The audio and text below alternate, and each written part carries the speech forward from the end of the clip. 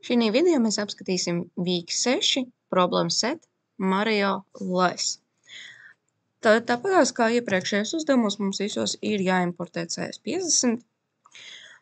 Šeit būtu, protams, jānosaka tas, ka mēs faktiski varam paskatīties to, kā mēs rakstījām iepriekš programmu, tā kā šīs sentimentālās programmas mums ir iespēja atvērt attiecīgajā nedēļā mūsu izpildīto uzdevumu, novietot to pa labi un salīdzināt, ko mēs esam darījuši.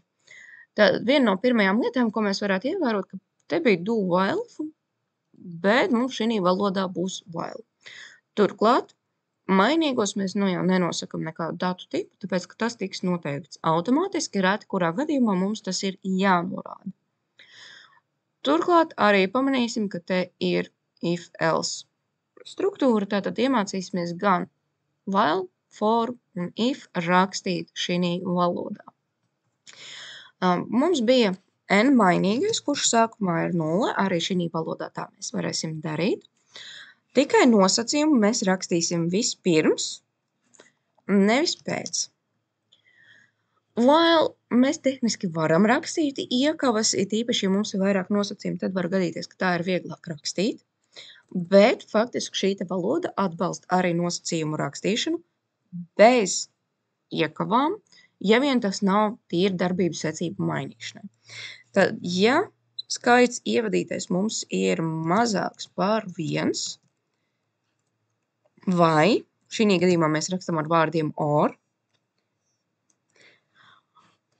n ir lielāks par 8, tā kā mums uzdevumā tas arī kādreiz bija dots, un tad, kad mēs gribam turpināt uz priekšu un rakstīt, kādas lietas mums ir jādara šī laikā, mēs rakstam kolu, un nākamā rindiņa ievērojam, ka sākās ar atkāpi. Šī atkāpe ir obligāta. Tā nozīmē, ka mums ir izlaistas figūra iekavas, kur šī valoda neatbalsta, un tā ir tā vietiņa, kur mums ir jāturpina izpildīt kodu. Šeit mēs pateiksim, ka n cs50.getInt un norādīsim, ka instrukcijas augstums un atstarpe. Attiecīgi, tad, kad būs beidzies šis cikls, noņemam lieko tēmu un varam rakstīt for ciklu, lai noteiktu, cik tad mums tās rindiņas ir jāizvada. Tātad for i ir 1 līdz i ir mazāks vienāds.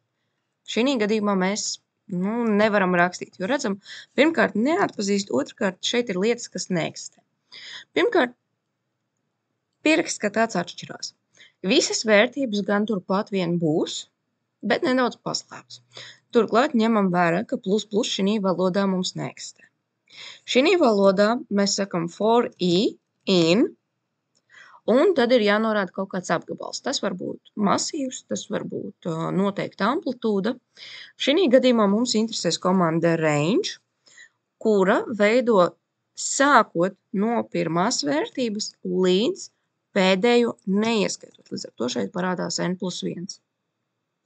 Tā ir vienkārši īpatnība šai komandai, ka viņi ir no līdz neieskaitot. Tad viņi simbolizē mazāk zīmi. Un, ja mēs nenorādām trešo vērtību, tad solis ir 1. Ja mēs vēlamies norādīt arī soli, tad varam arī šeit pierakstīt soli.